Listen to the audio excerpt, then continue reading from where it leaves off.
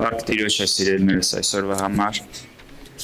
Շնորհակալություն Աստծուն, որ ամեն մեկս այսօր ողջ, առողջ կարողացել են գալ, հասնել այստեղ, լինել Աստծո ներկայության մեջ։ Փառք մեր Տիրոջը սիրելիներս, այնքան կարևոր է,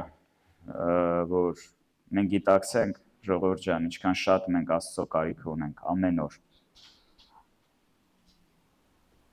Շատ կարևոր է ամեն մեկս գիտակցենք, որ ինչքան էլ գործեր ունենանք, ինչքան էլ զբաղված լինենք, ինչքան էլ հոգսեր ունենանք, այս աշխարհը միշտ փորձելու է ինձ ու քեզ քաշի, տանի, հեռացնի Աստծուց։ Գիտես, մարդիկ են ուզելու ինձ ու քեզ հեռացնել Աստծուց։ Միշտ ինչ որ խնդիրներ, ինչ որ խնդիրներ կլինեն,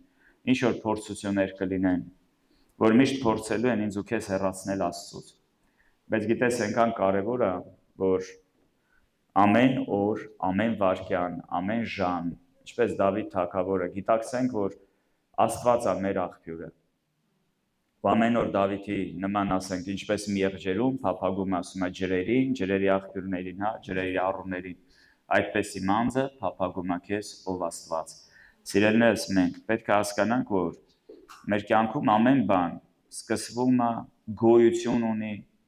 շարունակվում է ու ավարտվում է Աստծո հետ։ Առանց Աստծո ես ու դու կյանք չունենք։ Նա է մեզ զորություն տվողը, նա է ով Աստվածաշունչը հետաքրքիր ասում, ունի խորհուրդներ, որ խորհում է մեր մասին, որպեսզի տա մեզ հույսը եւ ապագան։ Աստված շահագրգռված է, սիրելիներս, որպեսզի ես ու դու ունենանք հաղթանակ այս կյանքում, որպեսզի մեր կյանքը անիմաստ ու զուր չապրենք։ Մեր կյանքի ամեն մի օրերը ոչ թե ցավ ու տառապանք մենակ լինի։ Իհարկե, երբեմն մենք ապրում ենք մի աշխարհում, որտեղ միշտ պայքար է, որտեղ պետք է աշխատել, որտեղ պետք է ջան գործադրել, որտեղ պետք է ինչ-որ դժվարություններ հաղթահարել, երբեմն ամեն ինչը այդքան էլ հեշտ չի տրվում ինձ ու քեզ, բայց այդ ամեն ինչի հետ մեկտեղ սիրելիներս մենք կարող ենք երջանիկ օրհնված լինել Աստծո մեջ։ Աստված կանչել է մեզ իր ուրախության մեջ։ Աստված մեզ հրավիրել է, որ մենք լինենք իր փառքի մեջ։ Աստված ոչ թե մեզ ուղղակի փրկել է մեղքից, Աստված մեզ դարձրել է իր զավակները, Աստվածաշունչը ասում է։ Եվ շատ կարևոր մի բան կա, սիրելիներս, տեսեք, խոսքի օրինակ, երբ որ մենք տարեց մարդ ենք ինչ որ տեսնում, մենք կարող ենք նրան դիմել որպես հայր, չէ՞, ասենք, կամ հայրիկ, չէ՞, դիմում ենք հայրիկ, բայց ինքը մեր իսկական հայրը չի, չէ՞։ Մենք կարող ենք ուղղակի այդ հարգալից բառը, այդ տիտղոսը, չգիտեմ ոնց ասեմ, կիրառենք այդ մարդու նկատմամբ։ Բայց Աստված մեր համար, գիտեք, ոչ թե ուղղակի մեկն է, ով որ որդեգրել է, ոնց որ լինում են անգամ մարդիկ, ովքեր տեսեք, մանկատնից երեխա են, չէ, վերցնում, որդեգրում, բերում են իրանց ընտանիքը, օրինական, փաստաթղթերով ձևակերպում են, եւ երբ որ այդ երեխան, ասենք, կամ շատ փոքր է լինում, կամ արդեն գիտակից հասակում է լինում, այն մարդը, ով որ իրան չի ծնել, բերել է աշխարհ, այդ տվյալ տղամարդուն կամ կնոջը կոչում է իր հայրը կամ իր մայրը։ Բայց հետաքրքիր մի բան կա, սիրելիներս, այդ երեխան արյունակից չի այդ մարդկանց հետ։ Ինքը չունի այդ մարդկանց ԴՆԿ-ն իր ներսում։ Գիտեք, Հիսուսը ինչ արեց։ Հիսուսը ոչ թե ուղղակի սենց բարի մեկն էր, որ եկավ, տվեց մեզ այդ իրավունքը փաստաթղթերով, որ մենք կոչվենք Աստծո որդիները։ Սիրելիներս, դա իհարկե զարմանալի է ու շատ անգամ մեր ուղեղին էլ անհասանելի է, բայց Աստված Հիսուս Քրիստոսի միջոցով գրված է, մեզ որդեգրեց։ Աստված ոչ թե մեզ տվեց ինչ-որ մի հատ տիտղոս, Աստված մեզ հրավիրեց իր փառքի մեջ, որ Հիսուս Քրիստոսի մեջ մենք դառնանք Աստծո ժառանգորդները։ Մենք կարողանանք հաղորդակցություն ունենանք մեկի հետ, ով որ ապրում է անհասանելի, ինչպես Աստվածաշունչն ասում, լույսի մեջ, ում ոչ մի մարդ մինչև այսօր չի տեսել, բայց Հիսուս Քրիստոսի միջոցով ու Սուրբ Հոգու միջոցով մեր կյանքում, սիրելիներս, դա հնարավոր դարձավ, ինչպես Աստծո խոսքն ասում, որ մենք հաղորդակից լինենք նրա աստվածային բնությանը։ Ես կարծում եմ, մենք քանի դեռ այս երկրի վրա ենք, մենք մինչև վերջ չենք կարողանալու հասկանալ Աստված ինչ արել մեր համար։ Եվ մինչև վերջ երկնքում կբացվի մեզ դա, որովհետև Պողոսն էլ երբ որ հիանում է Աստծո գործերով, ասում է, այո, որոշակի այսօր մարգարեանում ենք, որոշակի գիտություն ունենք, այս կա, այն կա, բայց ասում է, երբ որ կատարյալը գա, դեմ առ դեմ։ Ասում է հիմա աղոտ հայելու միջոցով տեսնում ենք։ Բայց երբ որ կատարյալը կգա, դեմ առ դեմ կտեսնենք։ Ես կարծում եմ, որ երկնքում մենք ունենանք ամբողջական արդեն հայտնություն նրա մասին Աստված ինչ արեց իրականում յուրաքանչյուրիս համար։ Ու սիրելիներս, Աստված ոչ թե ուղղակի մեզ փրկել է մեղքից, փրկել է այս աշխարհից, որ մենք դե լավ է, մեր ներսում խաղաղություն եկավ, մենք հասկացանք, որ Հիսուսը մեզ սիրում է, ու գնում ենք ապրում ենք մեր կյանքով։ Դե դու էլ Աստված ջան մեզ օրհնի, շարունակի բարություն անել, տես, երբ որ նեղության մեջ կլինենք, դու հասի, օգնի, փրկի, ու մենք այդպես ապրում ենք ամեն մեկս մեր կյանքով, զբաղված ենք մեր հարցերով։ Մինչ գիտես Աստված, երբ որ մեզ կոչում է իր ժառանգները, Աստված չի խոսում ինչ որ ուղղակի բարիքների մասին, որ մենք այս երկրի վրա կարող ենք վայելել, այսպես ասած։ Երբ որ մենք խոսում ենք նրա մասին, որ մենք Աստծո ժառանգներն ենք, մենք հաղորդակից ենք եղել Աստծո բնությանը, սիրելիներս, Աստված ուզում է, որ մենք արտացոլենք իր լույսը, իր փառքը այս երկրի վրա։ Աստված ուզում է մենք մասնակից լինենք իր գործերին։ Աստված ուզում է, տեսեք, անգամ երբ որ մենք ուսումնասիրում ենք եկեղեցի թեման, մենք մի բան ենք տեսնում, որ Աստված ոչ թե ուղղակի Տեր եւ ծառա փոխհարաբերություններ է կառուցում մեր հետ։ Բոլոր խորհրդապատկերները եկեղեցու դուք որ տեսնեք, օրինակ մենք ասում ենք եկեղեցին Հիսուսի հարսն է, չէ՞։ Գիտես Հիսուսը այդքան նուրբ, այդքան քաղցր, այդքան սիրալիր փոխհարաբերություններ է ուզում ունենա իր ժողովրդի հետ, իր եկեղեցու հետ։ Ինքը եկեղեցուն որպես նայում է իր հարսը։ Հետևաբար ինչ սպասում ունի Աստված եկեղեցուց։ Աստված ուզում է, որ եկեղեցին լինի անարատ, եկեղեցին լինի սուրբ, եկեղեցին լինի մաքուր ու եկեղեցին լինի մենակ Իրանը։ Չէ՞ մարդը որ ամուսնանում է, ո՞նց է, ուզում է որ իր կինը մենակ լինի Իրանը, մենակ չլինի Իրան ու հարևանին էլ հետը։ Չէ՞, կամ էլ Պողոս դաջային ինչ որ մի հատ։ Աստված ուզում է եկեղեցին լինի մենակ Իրանը։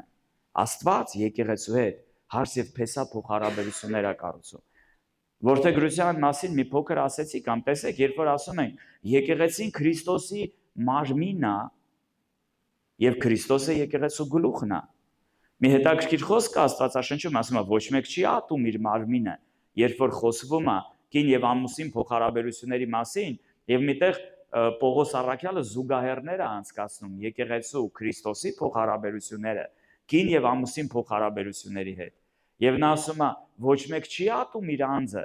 այլ ամեն մարդ հոգ է տանում իր մարմնի համար, հոգ է տանում իր անձի համար։ Գիտես այդպես էլ Հիսուսը եկեղեցու համար հոգ է տանում, որովհետեւ եկեղեցին իր մարմինն է։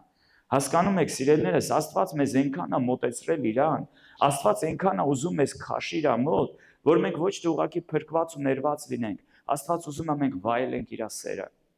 Աստված ուզում է մենք ճաշակենք իր մեծությունը, Աստված ուզում է մենք իր փառքը արտացոլենք մեր կյանքում, Աստված ուզում է մենք թույլ տանք, որ ինքը գործի մեզանով ու փոխի այս աշխարհը, օրհնի այս աշխարհը։ Եվ հետաքրքիր մի պատմություն կա Աստվածաշնչում, անառակ որդու պատմությունը, չէ՞, առակ կա այդպիսի Աստվածաշնչում, բոլորս լավ գիտենք։ Ու հետաքրքիրն այն է, որ մենք շատ անգամ մեր ուշադրությունը դարձնում ենք մենակ անառակ որդու վրա, բայց մոռանում ենք երկրորդ եղբոր մասին։ Գիտեք ինչումն էր երկրորդ եղբոր, մեծ եղբոր խնդիրը։ Ինքն էլ խնդրեմ ուներ իր ներսում։ Մենք շատ անգամ ասում ենք այ անառակ որդին գնաց, վատնեց, հետո ապաշխարեց, վերադարձավ, բայց զարմանալին գիտեք ինչն է սիրելիներս։ Մեծ որդին իր հոր տանը գտնվելով մինչև վերջ չէր հասկացել հոր սերը։ Չնայած ինքը չէր թողել գնացել տունը, ինքը չէր թողել գնացել անառակության, բայց ինքը մինչև վերջ չէր հասկացել հոր սերը։ Ինքը մինչև վերջ չէր հասկացել ով է ինքը այս տան մեջ։ Ու երբ որ իր փոքր աղբերը վերադարձավ վատ կյանք ապրելուց, ինքը եկավ ու տխրեց, փոխանակ ուրախանար, հայրը ասեց, որդիս, քո եղբայրը կորած էր, գտնվեցավ, մենք մտածում էինք, մեռած է, ահա կենդանի է, պետք է ուրախանալ, որ ինքը գտնվել է։ Եվ գիտեք ինչ ասեց մեծ որդին։ Ասեց այ ինքը, այդ քո որդին, չասեց իմ փոքր եղբայրը, այդ քո որդին, որ գնաց, վատնեց, սենց բաներ արեց, Դու նրա համար ուրախություն ես պատրաստել։ Ես այսքան ժամանակա քեզ ծառայում եմ հավատարմորեն, այս սաղ տարիները քո տուն էլ չեմ լքել, քեզանից էլ ժառանգություն չեմ պահանջել, բայց դու մի հատ ինչ որ ասում եմ, չեմ հիշում այնտեղ ոչխար էլ, կամ ինչ որ մի բան էլ չտվեցիր, մորթեմ իմ ընկերների հետ քեֆ անեմ։ Խաշլամա եփեմ մի հատ։ Ու հայր ասում է որդիս,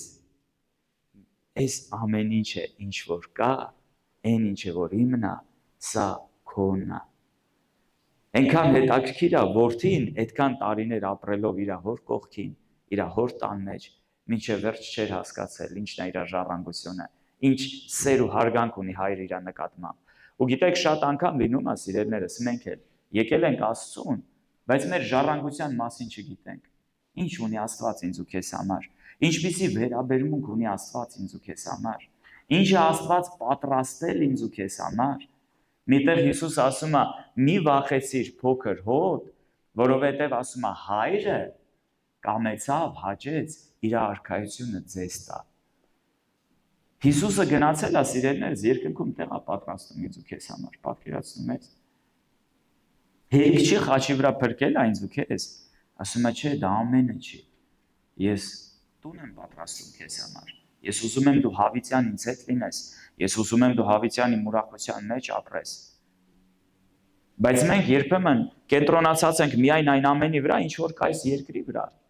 Մտածում ենք նյութականի մասին, մտածում ենք մենակ վաղը ինչ անենք, ոնց անենք, այս բանը վերցնենք, տանենք, բերենք, այս հարցը լուծենք, այն հարցը փակենք։ Բայց այս երկրի վրայի կյանքը շատ կարճ է, շատ ժամանակավոր է, սիրելիներս։ Ու դրանից բացի Աստված ավելի բարձր ժառանգություն, ավելի բարձր արժեքներ է պատրաստել ինձ ու քեզ համար։ Ու Պողոս առաքյալը կասի, ես ամեն բան թողնում եմ, որպեսզի արժանանամ այն լավագույն մրցանակին, այն ամենալավ ժառանգությանը, որ երկնքում կա իմ համար պատրաստված։ Եվ մի պատմություն կա, ուզում եմ կարդալ ձեզ համար, ուրեմն կար մի Բիլ Բրայթ անունով մի մարդ, ով աշխարհի ամենամեծ միսիոներական կազմակերպության հիմնադիրն է եղել, եւ նա մի գիրք ունի Սուրբ Ոգու մասին, եւ նա այնտեղ մի պատմություն է պատմում մի մարդու մասին, ում անունը Յեյթսի էր։ Եվ պատմությունը հետեւյալումն է։ Նա մի մարդ էր, ով որ աղքատացած ոչխարաբույծ էր, որի ընտանիքի գոյությունը կախված էր պետական օգնությունից։ Նրա ֆերման մեծ եկամուտ չէր բերում, հողը անպտուղ էր, եւ նա միջոցներ չուներ այլ վայր տեղափոխվելու համար։ Մի օր այդ տարածք եկան երկրաբաններ եւ աղքատ ֆերմերին հայտնեցին, որ հնարավոր է նրա հողի տակ նավթ կա։ Ֆերմերը թույլ տվեց փորձնական հորատում կատարել, պայմանագիր ստորագրեց նավթային ընկերության հետ եւ անհավատալին իրականություն դարձավ։ Նավթ հայտնաբերվեց, ընդ որում շատ մեծ քանակությամբ։ Շուտով օրական արդյունքը հանվում էր մինչև 80,000 տոննա նավթ։ Պարոն Յեյթսը, որը մինչև այդ չգիտեր, թե ինչպես նույնիսկ մեկ օրով ապահովի իր ընտանիքը, մեկ գիշերվա ընթացքում միլիոնատեր դարձավ։ Իրականում նա միշտ էլ միլիոնատեր էր եղել եւ այնուամենայնիվ ապրում էր խոր աղքատության մեջ։ Ինչու՞, որովհետեւ նա այդ մասին չգիտեր։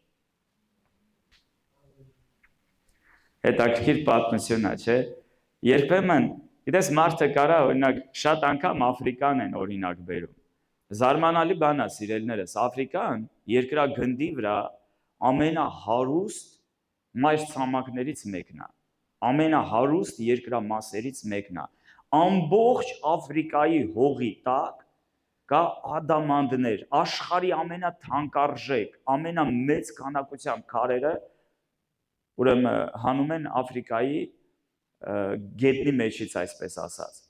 Աֆրիկայում շատ մեծ հարստություն կա, շատ մեծ կենդանական աշխարհ, ամբողջ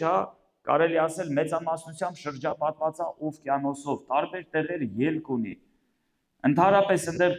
զարմանալի է, գիտես, որ սնունդի կարիք կա, սնունդի խնդիր կա, մարդիկ ծայրահեղ աղքատության մեջ են ապրում, մարդիկ նորմալ խմելու ջուր չունեն անգամ այդ տարածքում։ Եվ այդպիսի պարադոքս երբեմն կարա լինի հոգևոր կյանքում։ Գիտեք, Աստված մեզ տվել է մեծ ժառանգություն,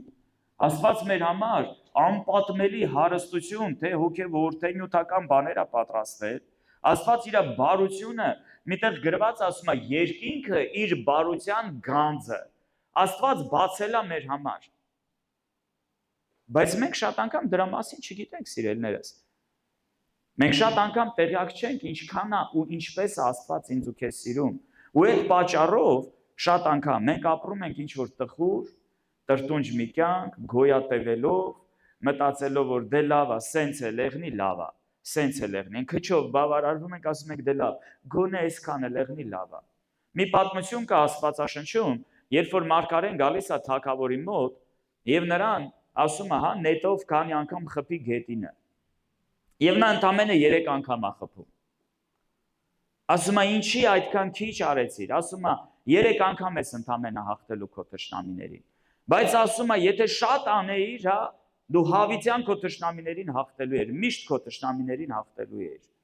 Եվ շատ անգամ լինում է մենք էլ մեր կյանքում սահմանափակում ենք Աստծուն։ Ինչ որ մի հատ փոքր բան ենք անում, ինչ որ sense մի հատ խղճուկ փոքր աղոթքներ, դե էս է եղնի լավ է։ Դե գոնե էս մի բան է եղնի էլի, ես բավարարված կլինեմ։ Մինչ Աստված, սիրելիներս, երկրի ու երկնքի Տերը, մեր ամենակարող Հայրը, ոչ թե ուղղակի ինձ ու քեզ կանչել է, որ մենք յոլա գնանք, թե հոգևոր, թե նյութական։ Աստված ինձ ու քեզ կանչել է, որ մենք իր ժառանգները լինենք, որ անպատմելի, անհասկանալի, անհասանելի, այն մեծ գանձերը, հարստությունը, որ Աստված ունի, որպեսզի դա հասանելի լինի ինձ ու քեզ սիրելիս։ Եվ Աստվածաշունչը ասում է Աստված մեզ ամեն բան տվել է։ Նայեք, ոչ թե ասում է տալու է, այլ տվել է։ Ինչ Աստված տվել, ամեն բան գրված է, ինչ որ պետք է կյանքի եւ աստվածապաշտության համար։ Ես բա որ Աստված ամեն բան տվել է, բա ուր է։ Ուր է։ Ես կարծում եմ մենք կարիք ունենք մեր Աստծուն ավելի մոտիկից ճանաչելու, սիրելիներս ու բացահայտելու այն գանձերը, որոնց վրայով միգուցե ինչպես է այդ մարդը, այդ գյուղացին, այն գանձերը, որի վրայով միգուցե շատ անգամ քայլում ենք, բայց տեղյակ էլ չենք, ինչքան մենք հարուստ ենք Աստծո մեջ։ Ամեն։ Ուզում եմ մի հետաքրքիր տեղ կարդանք Աստվածաշնչից, եկեք բացենք Եփեսացիներին ուղղված թուղթը։ Պողոս առաքյալը գրում է Եփեսոսին, Եփեսոսը դա բավականին կայացած ու հասուն եկեղեցի էր։ Եփեսոսի եկեղեցում Պողոսը երևակայի իր ծառայության ժամանակ ամենաշատը մնացել է Եփեսոսում, որ մի անգամից, ասենք, երկար ժամկետով Եփեսոսում մոտավորապես Պողոսը 3 տարի ժամանակ անցկացրել։ Ու իհարկե Եփեսոսում նա մեծ աշխատանք տարավ, շատ եկեղեցիներ հիմնվեցին եւ Աստվածաշունչը որ կարդում ենք գրված է ամբողջ Ասիան լսեց Աստծո խոսքը։ Եվ այնքան գերբնական ու այնքան զորավոր արթնություն սկսվեց Եփեսոսում, որ գրված է մարդիկ, Եփեսոսը դա կռապաշտության տեղ էր։ Մենք մի անգամ նարինի հետ եղել ենք այնտեղ, Արտեմիս Աստվածուհու այնտեղ տաճարը կար, որ ամբողջ աշխարհից գալիս էին Արտեմիսին երկրպագելու եւ ահա որ շատ պոռնկություն, շնություն, կախարդություն ու գուշակություն կար այդ քաղաքում։ Ու գիտես, երբ որ ավետարանը քարոզվեց ու արթնություն սկսվեց այդ քաղաքում, գրված է կախարդությամբ զբաղվողները հանում էին իրանց գրքերը եւ մեծ մի հատ կույտ եղավ գրքերի եւ վառում էին։ Վառում էին ու մենք պետք է հասկանանք, որ առաջին դարում գրքեր ունենալը դա բավականին մեծ հաճույք էր։ Անկամ առաջի քրիստոնյաները մեր նման, մենք այսօր էլեկտրոնային Աստվածաշունչ ունենք, հեռախոսի մեջ ունենք, պլանշետի վրա ունենք, ուր ասես Աստվածաշունչ ունենք, մեր ձեռքին ունենք, մեր տանը ունենք, ամեն մեկի տանը անգամ երևի մի քանի հատ կա Աստվածաշունչ։ Այսօր դա մեր համար ինչ որ զարմանք չի առաջացնում, որ մենք Աստվածաշունչ ունենք։ Չէ՞։ Բայց առաջին դարում դա մեծ հաճույք էր, մարդիկ ստիպված էին ամբողջ նամակներ, օրինակ Եփեսոսին ուղված նամակը, երբ որ մարդիկ ստանում էին, իրանց մոտ չկար թուղթ, Պողոս առաքյալի թուղթը առ Եփեսացիս։ Այդ նամակը հետո անվանվեց, հա, վերնագրվեց այդպես։ Բայց առաջին դարում մարդիկ երբ որ ստանում էին այդ նամակը, վերցնում էին ու անգիր սովորում էին։ Անգիր սովորում էին։ Եվ սիրելիներս, ինչևից է շատ մեծ գումարի այդ գրքերը հաշվեցին, դա մեծ գումար էր, երբ որ մարդիկ վառեցին այդ գրքերը։ Եվ Եփեսոսի եկեղեցին շատ առաջատար եկեղեցի է, շատ ստրատեգիկ տեղում էր գտնվում։ Հովհաննես առաքյալը իր կյանքի վերջի տարիներ անգամ ասում են Հիսուսի մայրը Մարիամը նույնպես իր կյանքի վերջի օրերը, տարիները անցկացրել է Եփեսոսում, որովհետև Հովհաննեսն էր խնամք տանում Մարիամի համար, Հիսուսը Հովհաննեսին վստահեցավ, որ Մարիամի համար հոգ տանի, Հովհաննես ապրեց շատ երկար, 90-ից ավել տարի, եւ մենք չենք կարող վստահ ասել իրոք դա այդպես էր թե չէ, անգամ երբ որ Թուրքիայում էինք, ինչ որ մի հատ փուճուր տուն տարան մեզ, որ Մարիամը, Հիսուսի մայրը, իր վերջի օրերը ապրել է այդտեղ, փոքր ինչ որ մի հատ տենց քարից տնակ էր եւ թույլ չեն տալիս անգամ հեռախոսով նկարել, բայց ես կարծում եմ այդ ամեն ինչը սարքած էր ուղղակի հա տուրիստների համար եւ փաստ չի իհարկե որ Մարիամը այդտեղ ապրել։ Ինչևից է սիրելիներս, Եփեսոսի եկեղեցին դա լուրջ եկեղեցի էր, կայացած բավականին մեծ քանակի մարդ կար, տարբեր հաշվարկներով 50-ից մինչև 100,000 անդամ ուներ Եփեսոսի եկեղեցին, երբ որ ընդհանուր քաղաքի թիվը միջինը 250-ից 300,000 մարդ էր բնակչությունը, շատ հզոր արթնություն կար այդ քաղաքում, եւ Պողոսը գրելով այդ եկեղեցուն որպես հասուն քրիստոնյաներ, որպես հասուն եկեղեցի, գրում է հետեւյալը, 3-րդ խոսքից կուզեմ կարդալ հենց առաջի գլուխը. Օրհնյալ է Աստված եւ մեր Տեր Հիսուս Քրիստոսի Հայրը, որ մեզ օրհնեց ամեն հոգեվոր օրհնությունով, երկնավոր բաներումը Քրիստոսով։ Ամեն հոգեվոր օրհնությունով Աստված օրհնեց։ Ինչպես որ ընտրեց մեզ նրանով աշխարհի ստեղծելուց առաջ, որ մենք սուրբ եւ անարատ լինենք նրա առաջին սիրով։ Սիրելիներս, սա զարմանալու է, Աստված ինձ ու քեզ ընտրել է, լա մի հատ ուշադիր լսեք։ Երբ է Աստված ինձ ու քեզ ընտրել։ Աշխարհը ստեղծելուց առաջ։ Դու պատկերացնում եք ժողովուրդ։ Աստված իմ ու քո մասին իմացել է աշխարհը ստեղծելուց առաջ։ Ու Աստված կանչել էր ինձ ու քեզ արդեն աշխարհը ստեղծելուց առաջ։ Տեսեք, շատ մարդիկ, սենց մի հատ բան ասեմ, հետո միտքը շարունակեմ։ Շատ մարդիկ խոսում են ճակատագրի մասին։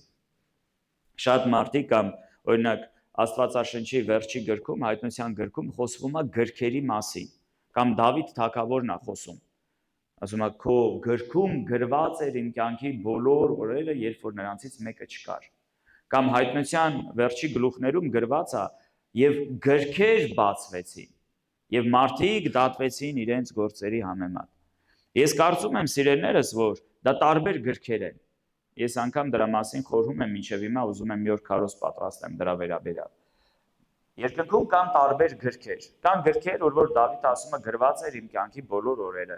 Կա գիրք, որը կյանքի գիրքն է, որի մասին Մովսեսն է խոսում, որի մասին Աստված ինքն է ասում Հայտնության գրքի մեջ։ Չեմ ջնջի կյանքի գրքից։ Կամ միտեղ գրված է ում անունը չգտնվեց գրված կյանքի գրքում, այդ մարդիկ գցվեցին գեհենի լիճը։ Չէ՞։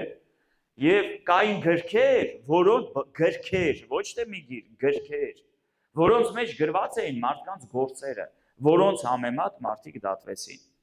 Եվ ես կարծում եմ, երբ որ մենք խոսում ենք նրա մասին, դե ճակատագիրը, ասում է մարդու ճակատին ինչ գրած է, այդ էլ կլինի։ Սիրելիներս, Աստվածաշունչը արդեն այդ հարցի պատասխանը տալիս է։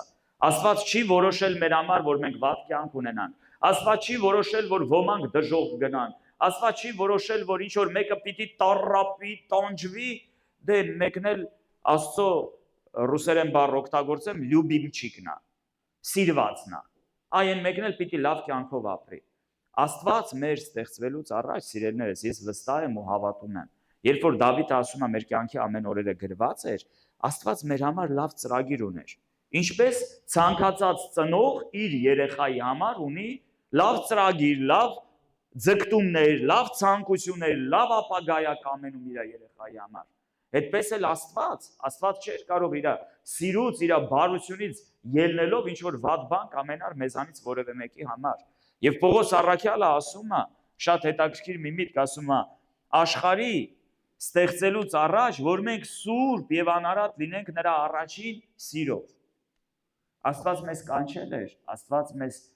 համար նախասահմանել էր, որ մենք ապրենք սրբության մեջ, քայլենք իր լույսի մեջ, որովհետև լույսի մեջ քայլելով մենք հաղորդակցություն ունենք, Հովհաննես ասում է, Աստծո հետ։ Ահա ինչ էր ուզում Աստված։ Եվ տեսեք շարունակությունը, մեզ առաջուց սահմանելով,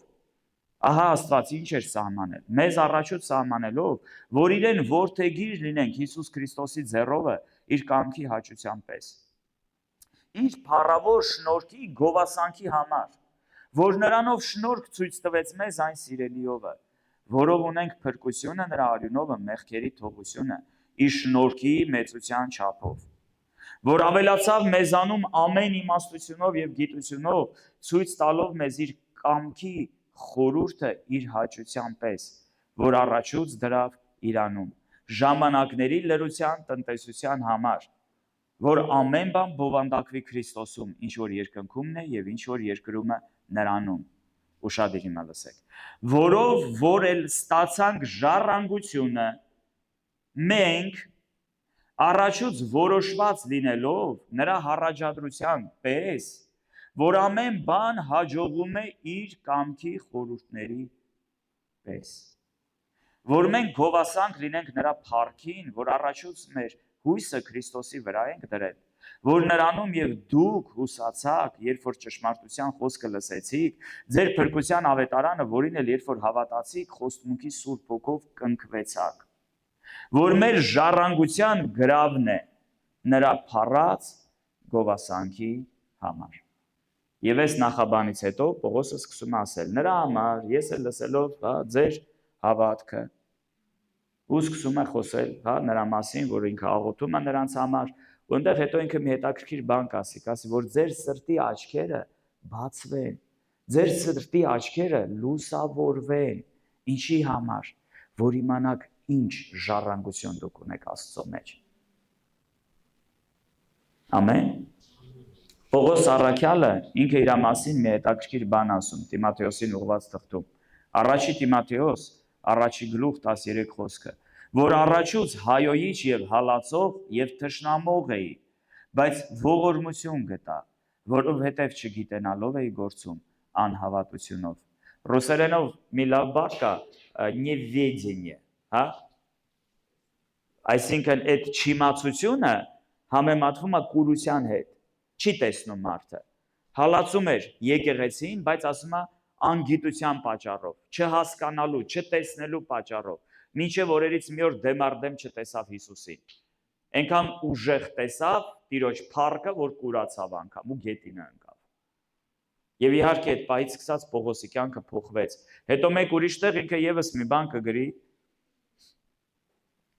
Գործք առաքելոց 17-րդ գլուխ 30-րդ խոսքը, երբ որ նա քարոզում էր հետանոսներին,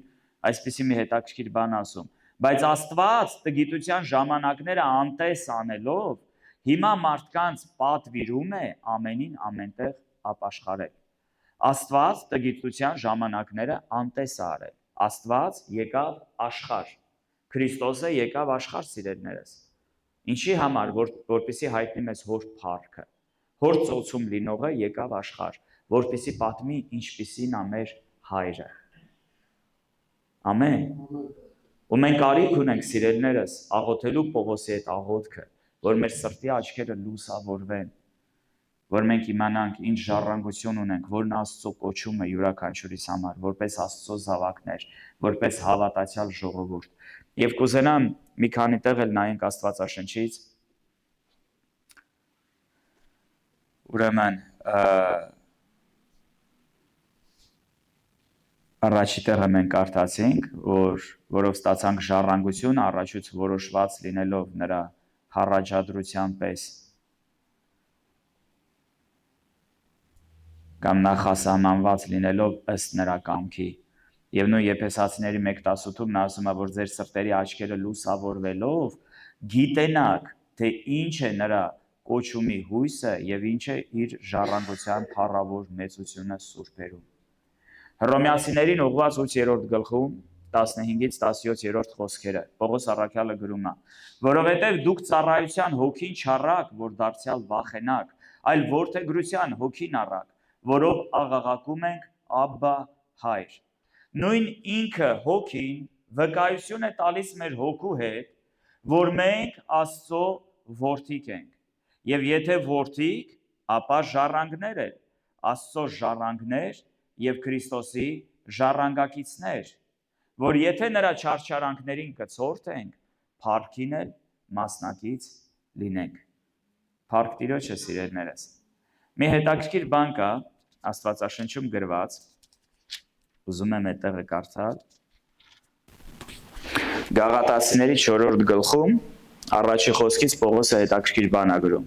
Բայց ասում եմ, քանի ժամանակ որ ժառանգը երեխա է, ծառայից ոչինչ տարբերություն չունի, թեև ամեն բանի տեր է,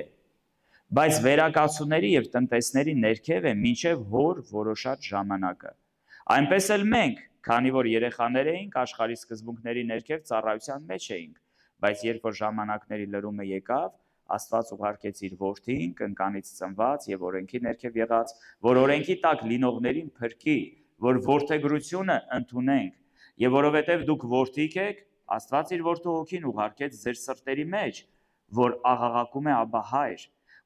ուրեմն այլևս ծառա չես, այլ որդի, եւ եթե որդի,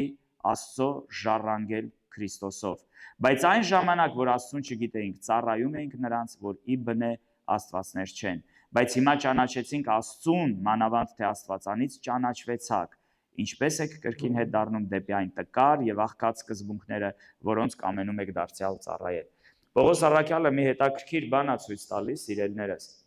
Փառք Տիրոջը, գիտեք, այնքան հզոր բաներ կա, կարելի է մենակ այս տեղի հետ կապված մի քանի հատ քարոզ պատրաստել, բայց քանի որ մենք ժառանգության թեման ենք շոշափում,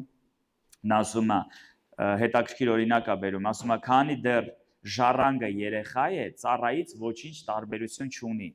թեև ամեն բանի տեր է, բայց վերակացուների եւ տնտեսների ներքև է մինչեւ հոր որոշված ժամանակը։ Մեզանից յուրաքանչյուրը գիտի, սիրելիներս, ով որ հատկապես ծնող է, մենք ոչ մի բան չենք խնայում մեր երեխաների համար։ Ծնողներ, այդպես է։ Մենք ոչ մի բան չենք խնայում մեր երեխաների համար։ Անկամ մեր ազգի մեջ շատ կարանք լսենք այդ արտահայտությունը, դե ինչ անում ենք երեխեքի համար ենք անում։ Եվ իրականում շատ անգամ մարդիկ ապրում են, իրենց կյանքը դնում են երեխաների համար, մեծացնեն, պատվով մարդիկ մեծացնեն իրենց երեխաներին։ Ժառանգություն թողնեն, Աստվածաշունչը ասում է, բարին, ասում է, ժառանգություն կթողնի որդիներին էլ, որդկանց որդիներին էլ։ Ամեն մի բարի ծնող ուզում է իր երեխաներին լավ ժառանգություն թողնի։ Բայց մի բան կա, սիրելիներս, քանի դեռ երեխան երեխա է, ինքը ծառայի նման է, չնայած որ ամեն բանի տեր է։ Ինչ է դա նշանակում։ Ես ու դու հասունանալու կարիք ունենք։ Ես ու դու Աստծո մեջ մեծանալու կարիք ունենք։ Ու շատ բաներ Աստված, որ մեզ չի վստահում կամ Աստված մեզ չի տալիս, պատճառը այն չի, որ ինքը մեզ չի սիրում։ Աստված տարբերություն է դնում մարդկանց մեջ։ Այս մեկին շատ է սիրում, այն մեկին քիչ է սիրում։ Անկամ մարդիկ աշխարհում շատ անգամ ասում են, ոնց է Աստված նրան այսքան բան տվել է, ես որ սենց բաներ եմ անում, ինչի տվել։ Համեմատվում են ինչ-որ մեկի հետ։ Աստվածաշունչը ասում է, Աստված աչառություն չի անում։ Աստված տարբերություն չի դնում մարդկանց միջև։ Բայց մի բան կա, սիրելիներս, Աստված նաև մեծ բաները, կարևոր բաները, լուրջ բաները չի վստահում երեխաներին։ Եթե ուզում ես Աստված ավելին անի քո կյանքում, ուզում ես Աստված ավելին բերի քո կյանքում, ուրեմն ես ու դու հոգևոր հասունանալու կարիք ունենք։ Ես ու դու Աստծուն ավելի մոտիկից ճանաչելու կարիք ունենք։ Եվ շատ անգամ քրիստոնեական կյանքում մենք կարող ենք դա տեսնել։ Երեխան ինքը երբեք չի մտածում տան կարիքների մասին, ինքը գիտես երբեք չի մտածում մաման ու պապան ինչ ծանր աշխատանք են անում, ինչ գնով են փողը վաստակում, որ տուն բան առնեն բերեն։ Ինքը մենակ մի հատ բառ գիտի՝ ուզում եմ։ Իրան հետաքրքիր չի, քո մոտ այդքան փող կա, չկա, դու գումարը վաստակել ես, չես վաստակել, պետք է դա առնել, պետք չի առնել։ Ինչի, որովհետև երեխան քան դեռ երեխա է, ինքը էգոիստ է։ Ինքը մենակ մի բառ գիտի։ Հատկապես երեխան քան դեռ փոքր է, բոլորը սիրում են, լկսցնում են, չէ, ինչ որ հետը խաղում են։ Աստված, սիրելիներս, ուզում է մենք երեխայությունից մեծանանք։ Շատ անգամ քրիստոնյաների մոտ է այդպես լինում։ Իրանք մտածում են, որ Աստված մենակ իրանց համար ինչ որ մի բան պիտի անի կամ իրանց համար ինչ որ մի բան տա։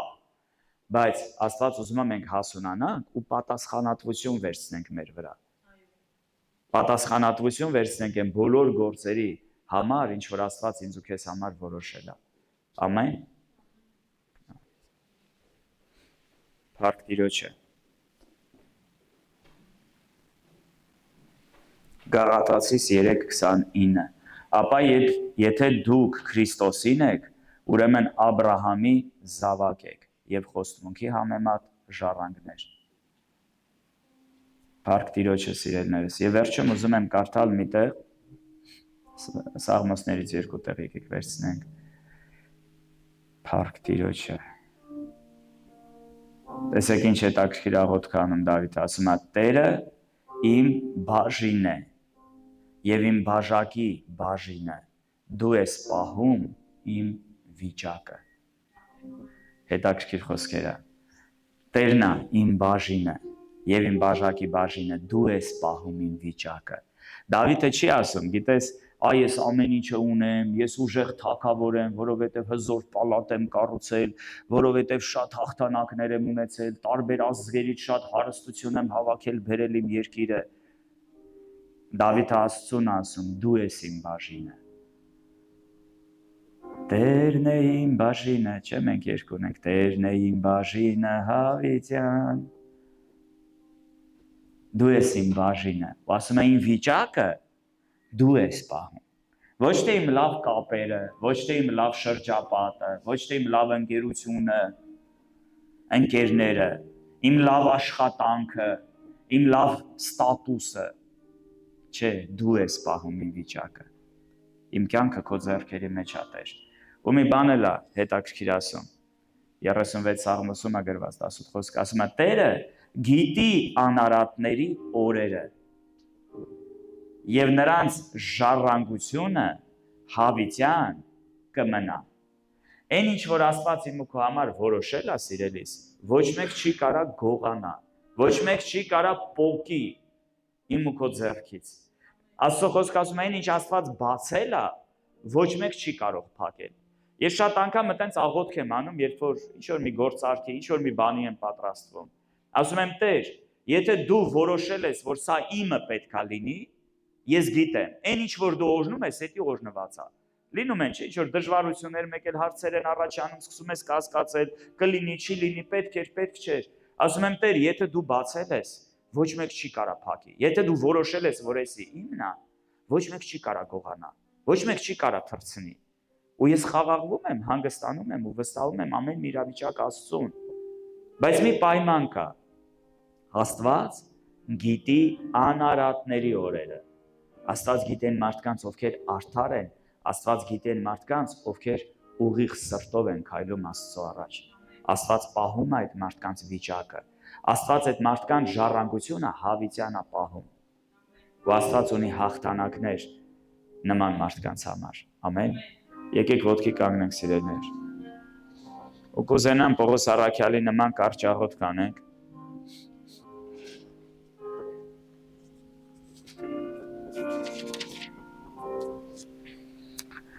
Նրա համար ես էլ լսելով ձեր հավատքը, որ ունեք Տեր Հիսուսի վրա եւ ձեր սերը դեպի ամեն սուրբերը, չեմ դադարում ձեզ համար գոհություն տալուց ձեզ իմ աղոթքներում հիշելով, որ մեր Տեր Հիսուս Քրիստոսի Աստվածը, փառքի Հայրը, տա ձեզ իմաստության հայտնության հոգի իր գիտությունովը, որ ձեր սրտերի աչքերը լուսավորվելով գիտենաք, ինչ է նրա կոչումի հույսը, ինչ է իր ժառանգության փառավոր մեծությունը սուրբերում, եւ ինչ է նրա զորության գերազանց մեծությունը մեզանում, որ հավատացինք իր կարող զորության հաջողության պես, որ Քրիստոսում գործադրեց, նրան մեռելների մեջից հարուցանելով եւ իր աջ կողմը նստեցրեց երկնավորներում, ամեն իշխանությունից, պետությունից, զորությունից, տերությունից վեր եւ ամեն անունից վեր, որ անվանվում է ոչ միայն այս աշխարհում, այլև այն հանդերձյալումը եւ ամեն բան հնազանդեցրեց նրա ոտների տակ եւ նրան գլուխ դրեց եկեղեցում բոլոր բաների վրա, որ է նրա մարմինը, այն լրումը, որ ամենը ամենի մեջ լրացնում է։ Գիտես, սա շատ լավ տեղ է, որ տանը կարդաս, երկար խորես ու ուսումնասիրես այս տեղը։ Այլ խոսքերով, սիրելիներս, Աստված այն մեծ ժառանգությունը, ինչ որ ինքը ուներ, Քրիստոսի միջոցով այդ ամենը ինձ ու քեզ ա տվել։ Եկեղեցուն դրել է Քրիստոսը որպես եկեղեցու գլուխ, ու ասում է եկեղեցին Քրիստոսի մեջ ա նստած երկնքում բարձր ամեն տերությունից, ամեն իշխանությունից, ամեն զորությունից վեր, որ կա այս երկրի վրա, սիրելիներս։ Եթե մենք մինչև վերջ հասկանանք Աստված ինչ ա արել ինձ ու քեզ համար, գիտեք մենք կներեք, որ այդ բառն եմ ասում, մրթմրթացող, փնթփնթացող, տրտնջացող մարդիկ չենք լինի։ Անգամ եթե ունենում ենք դժվարություններ, անգամ եթե ունենում ենք խնդիրներ, անգամ եթե կան ինչ-որ մարտահրավերներ իմ ու քո կյանքում, սիրելիներս։ Քրիստոսի սերը եւ այն հասկացողությունը, քիչ ուշ նույն Եփեսացիներին ուղված 3-րդ գլխում Պողոս առաքյալը մի ուրիշ աղոթք է անում։ Ասում աղոթում եմ, որ ճանաչեք Քրիստոսի սերը, որ ամեն գիտությունից գերազանց է։ Երբ որ ես ու դու հասկանանք Աստծո սերը, մինչև վերջ, իմ ու քո կյանքը կփոխվի, սիրելիս։ Մեր մոտ հասունություն կգա, ու մենք էգոիստ վիճակից, մենակ սպառողի վիճակից դուրս կգանք, սիրելիներս, կսովորենք պատասխանատվություն վերցնել, կսովորենք շատ բաների հասարակ նայել, ոչ թե փոքր երեխայի նման ամեն մի հարցից, էսի ասեց, էնի նեղացրեց, այն մեկը լացում է, այն մեկը տրտնջում է, դժգոհում է։ Հասուն մարդը ինքը պատրաստ է հարվածներ էլ ընդունի, հասուն մարդը պատրաստ է նորից փորձի, հասուն մարդը պատրաստ է առաջ գնա, չհանձնվի, որովհետև գիտի կա մեկը, որ սահմանել է իր համար, որդեգրություն եւ ժառանգություն ունենալ։ Կա մեկը, որ այն ամենալավը, ինչ որ ունի, տվել է մեզանից յուրաքանչյուրի, սիրելիներս։ Դրա համար եկեք Պողոսի նման աղոթք անենք, թող Աստված բացի մեր աչքերը ու օգնի մեզ ճանաչել Քրիստոսի սերը, որ ամեն գիտությունից գերազանց է։ Թող Աստված բացի մեր աչքերը, որ հասկանանք այդ խորությունը։ Անառակ որդու մասին էինք խոսում, անառակ որդին գիտեք նույնպես չէր ճանաչում հոր սերը։ Նա մտածում էր, հեսա գնամ գոնե ծառայի կարգավիճակով մտնեմ իմ հոր մոտ աշխատեմ։ Ինքը չէր էլ պատկերացնում, որ հայրը իր հետ լավ կարող է խոսել կամ դիմավորել, խնջույք պատրաստել իր համար։ Կարող է ինքը մտածում էր, հեսա կգամ, իմ հայրը երևի կպատժի ինձ, կանարգի, կարող է մերժի, կարող է եւ չընդունի։ Մինչ ճշմարտությունը նրանում էր, որ հայրը ամբողջ այդ ժամանակ իրան սպասել էր։ Հենց որ ինքը եկավ, հայրը հեռվից տեսավ, հեռվից նկատեց ու ճանաչեց իր որդուն, վազեց, վզովը ընկավ, իրան մատանին դրեց, հարուստ թանկարժեք շոր հագցրեց եւ մեծ խնջույք կազմակերպեց։ Դա Աստծո վերաբերմունքն է իմ ու քո նկատմամբ, սիրելիս։ Միայն Աստված ուզում է, որ մենք միշտ վերադառնանք իր մոտ ու ճանաչենք հոր սերը։